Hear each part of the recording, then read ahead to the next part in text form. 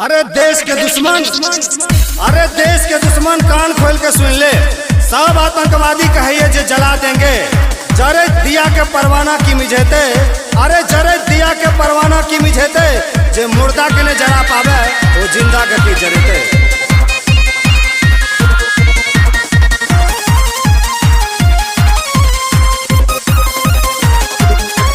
हमरा दिल के जुनून खोले रग रग के खून। भारत माता की जय।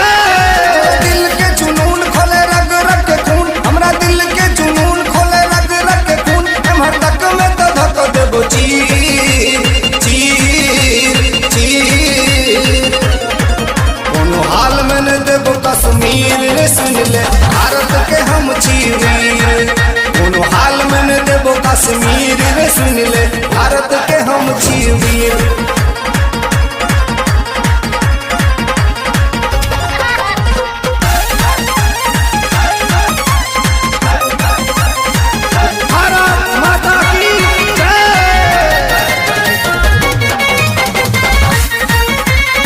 जान हमर ईशान तिरंगा लाल चौक फहरेते। कतबो दुश्मन मूरी पटके लहर लहर लहरेते। चाहे देमा पड़ते जान, चाहे लेमा पड़ते जान, चाहे देमा पड़ते जान, चाहे लेमा पड़ते जान। दिल धह धह कर ये शरीर शरीर शरीर शरीर। कोनो हाल में न देबो कश्मीर रे सुन ले। भारत के हम चीर।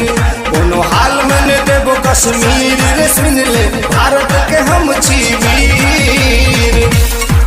भारत माता की जय।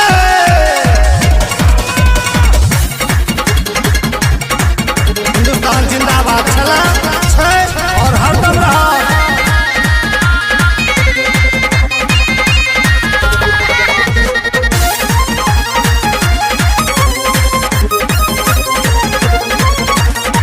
कश्मीर जिगर के टुकड़ा भारत के ईशान छे।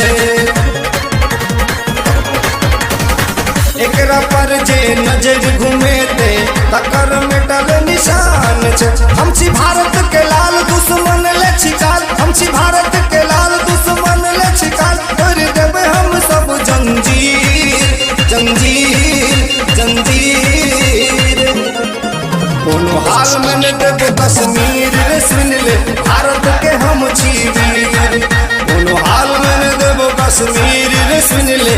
भारत के हम चीर। हमरा दिल के जुनून खोले रग रग के खून। भारत माता की जय।